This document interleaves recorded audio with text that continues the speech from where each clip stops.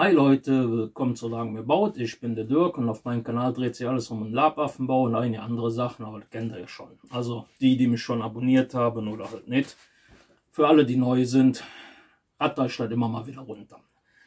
So, dann wollen wir mal anfangen. Und zwar hat mich jemand gefragt, ob ich nicht mal eine Machete bauen kann, so Walking Dead Style. Da habe ich mir eine Skizze von gemacht. Die werde ich jetzt nicht so hundertprozentig wie im Original nachbauen. So Copyright und so kennt ihr ja. Aber so in der Art. Ne? Dann bin ich hingegangen. Habe schon mal eine Schablone gemacht. Und auch schon mal die Teile und alles für ausgeschnitten. Ich hoffe, das ganze Thema wird euch gefallen. Bleibt dran. Wir sehen uns. Dann geht's mal los. Mal abgesehen von der Skizze habe ich schon ein paar Sachen vorbereitet. Einmal die Schablone für die Klinge. Dann habe ich für die Griffe auch noch, also für den Griff, für die Teile auch noch mal eine Schablone. Die habe ich jetzt nicht so schön ausgeschnitten, aber das wird nachher sowieso noch weggeschnitten und beigeschliffen. Hier habe ich dann aus Dreiermatte noch zwei Teile gemacht für den Griff.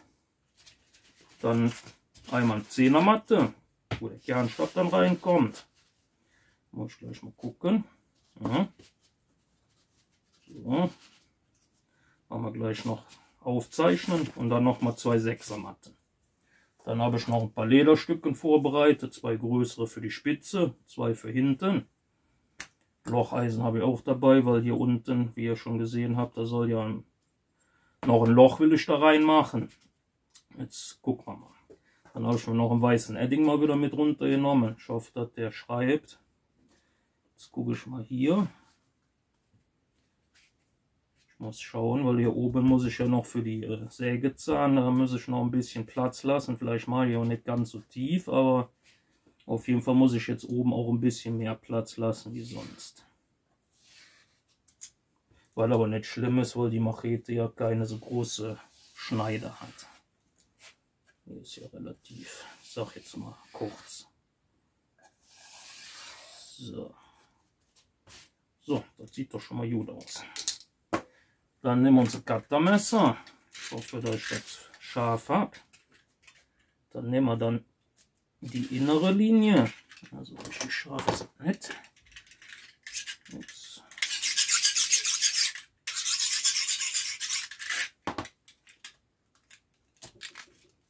So. Dann schneiden wir erstmal den Kernstab aus.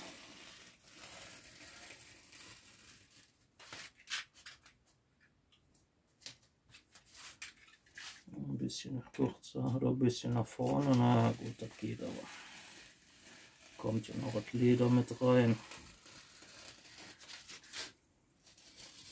Hätten vielleicht hier hinten ein bisschen, aber das, wenn die komplette Fläche Leder drauf kommt, ist das auch nicht das Problem. Kann nichts passieren. So. Aber so ein paar Zentimeter kürzer hätte ich vielleicht machen sollen. Da habe ich nicht richtig durchgeschnitten. Zack. Wie gesagt, das Ding natürlich wieder aufbewahren. Das kann man immer gebrauchen. Für kernlose Sachen oder für Verzierungen. Ja. So. Die Teile müssen wir so ein bisschen mal sortieren. Jetzt kommt die rüber. Dann klebe ich erstmal wieder mit der Heißklebepistole den Kernstab ein.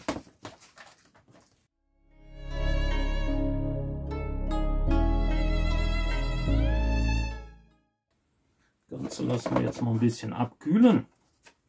Das ist jetzt soweit abgekühlt. Dann machen wir noch den Rest von dem Griff. Das machen wir jetzt alles in einem.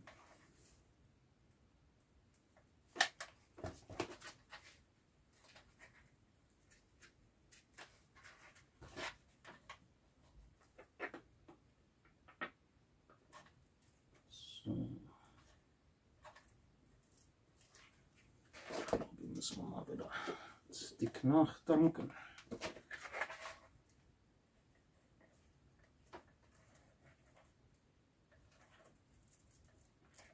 So.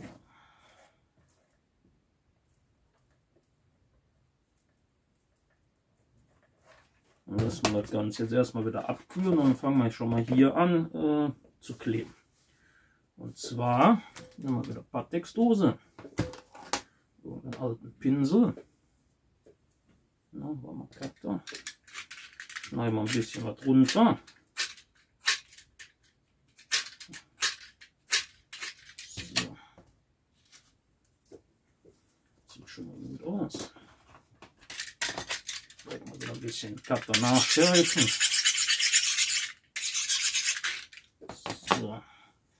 Und dann werden wir nämlich das Leder für den Spitzenschutz schon mal einkleben.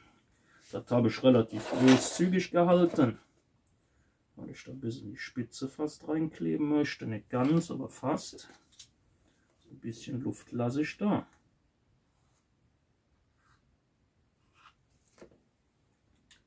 So. Dann brauchen wir mal wieder ein Stück Zeitung. Wenn wir dran denken, Zeitung hinlegen, wenn ihr am Kleben seid oder am Pinseln oder was auch immer. Damit ihr da nicht alles voll saut. So.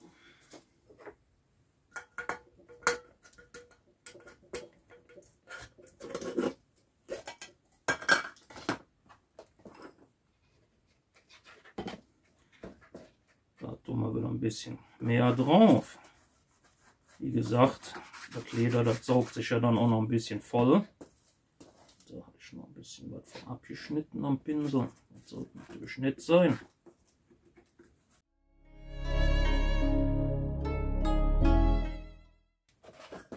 Den Deckel erstmal wieder zu. Dann brauchen wir gleich erst wieder. Das Ganze hier, der Spitzenschutz getrocknet ist. Stellen wir mal auf Seite. Das Ganze tun wir nochmal gut andrücken.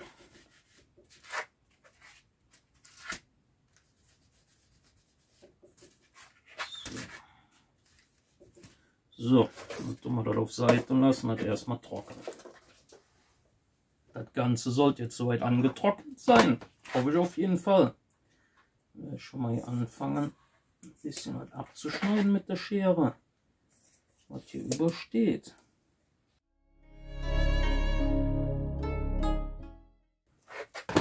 Das sieht schon mal gut aus. Brauchen wir nicht mehr. Auf Seite. Dann nehmen wir uns mal wieder eine Zeitung oder ein Stück Zeitung. Jetzt fangen wir nämlich an zu kleben. Die Teile kommen als letztes. Kennt ihr ja schon so ein bisschen, ne? Wieder aufklappen. So, jetzt kommen wir ein bisschen hier rüber. Jetzt sieht man wieder nichts. Dann mache ich erstmal die 6er Matte. Die lege ich dann immer da ein bisschen oben auf die andere drauf, dass die ein bisschen höher liegt. Dann können wir, ich sage jetzt mal, dann sifft er die Unterlage nicht so ein.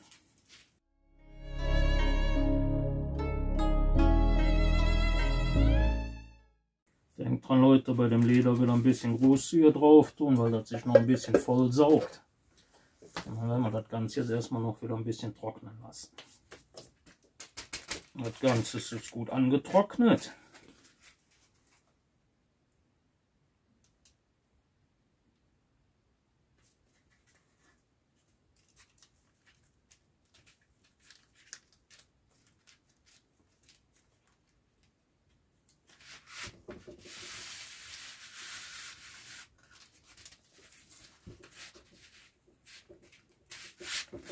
So,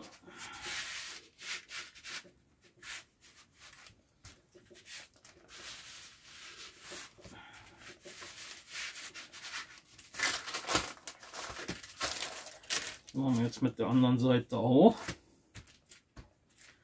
Und dann kommt das Ganze nachher unter ein paar Bretter mit Schraubzwingen, damit das Ganze auch gut hält.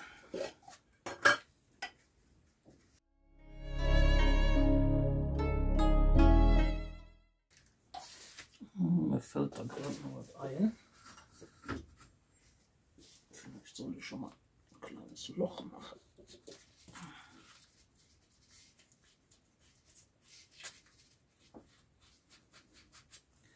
So, dann haben wir das Loch auf jeden Fall schon mal auf der einen Seite. Auf der anderen können wir das dann später dann auch noch machen. In der Hoffnung, dass die dann so weit übereinander liegen, dass man da nicht so viel machen muss. Hatte ich nämlich ganz vergessen, Leute. Ja. Schnell mit dem Locheisen noch ausgestochen. Das Ganze lassen wir jetzt erstmal trocknen. So, dann machen wir die andere Seite auch noch drauf.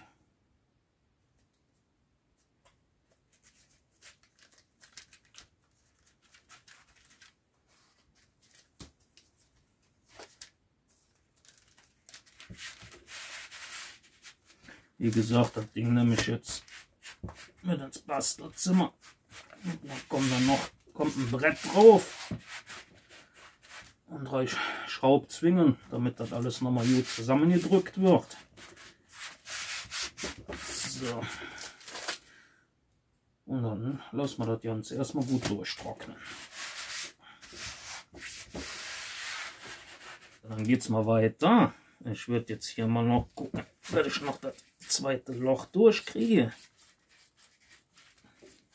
Vielleicht noch ein bisschen drunter legen sollen. Zack. Naja, das geht schon mal. Das muss man noch ein bisschen nacharbeiten. Vielleicht mit dem Lötkolben noch ein bisschen, aber das Loch ist schon mal da. So, dann haben wir ja uns hier die Schablone von dem Griff gemacht. Dann werde ich mal hingehen, mache hier noch 2 Linien, damit ich weiß, wie weit ich Pateks drauf schmieren muss. Und werde das Ganze dann mal einsiffen. So, vielleicht mal ja wieder beide Griffe auf einmal. Mal gucken. Machen wir erst die Dose wieder auf. Seite.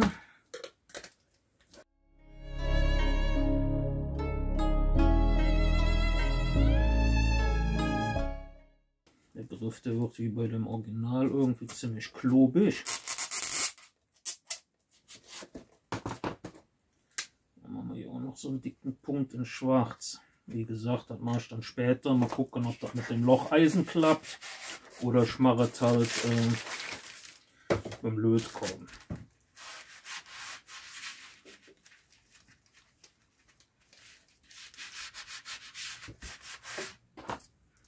So. Das Ganze lassen wir jetzt erstmal gut durchtrocknen. Und dann können wir anfangen, das Ganze zu schleifen. Es geht weiter, Leute. Und zwar, das Ganze sieht jetzt trocken aus. Das sieht nicht nur aus, das ist so trocken.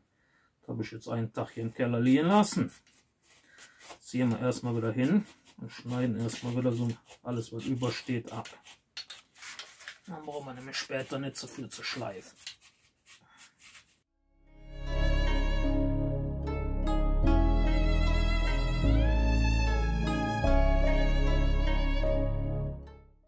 Die Schneider haben wir jetzt auch. Dann muss ich mal gucken, die Schablone habe ich hier hinter mir liegen.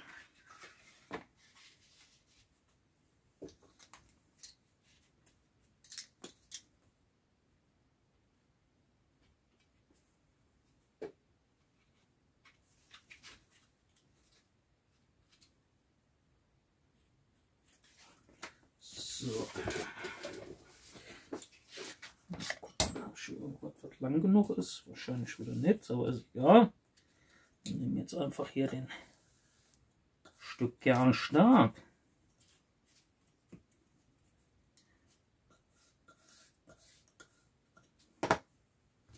So.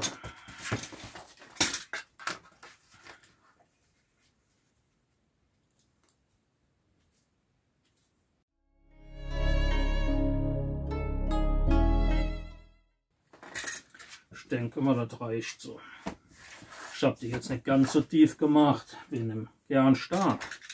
Jetzt bin ich am Überlegen. Das sieht alles noch ein bisschen klobig aus. Ich mache jetzt hier noch so eine 45 Grad, so ein bisschen. Noch so eine leichte Kante rein. Dann sieht das ein bisschen, ich sag jetzt mal, schmaler aus.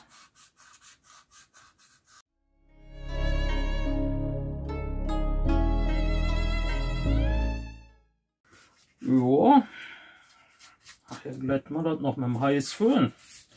Das sieht schon mal ganz gut aus. So, dann machen wir schon mal den Lötkolben an. Den brauchen wir nämlich, glaube ich, gleich noch hier für das Loch.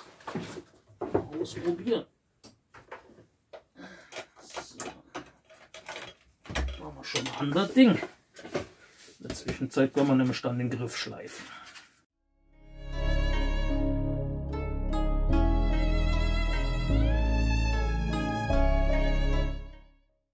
So, gucken wir mal. Ja. Ist okay. Ist immer noch ein bisschen klobig. Aber ich will das auch nicht zu elegant machen. Das soll ja so eine Walking Dead Machete werden. Maschine. So. Dann gucken wir jetzt mal, ob der Lötkolben soweit ist.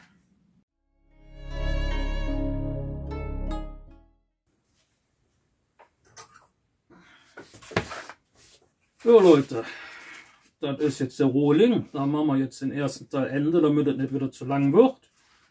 Ich weiß nicht, ob es so an die Walking Dead Gummimaschete da rankommt. Keine Ahnung, wie das Ding heißt. Könnt ihr ja mal in die Kommentare schreiben. Wie gesagt, ich habe es ein bisschen abgeändert. Ja, also den Schriftzug und so kriegt das Ding jetzt nicht rein. Aber ich denke mal, ne, sieht schon mal ganz gut aus. Dann werde ich im zweiten Teil das ganze Ding dann hübsch machen, pinseln und so weiter. Und dann mal gucken, wie es dann fertig aussieht. Dann hoffe ich mal, das ganze Video und das Projekt gefallen euch mal wieder. Abos nicht vergessen, denkt dran, kostet nichts, unterstützt mich. Ich freue mich über jedes Abo, jedes Like und auch Kommentare. Ne?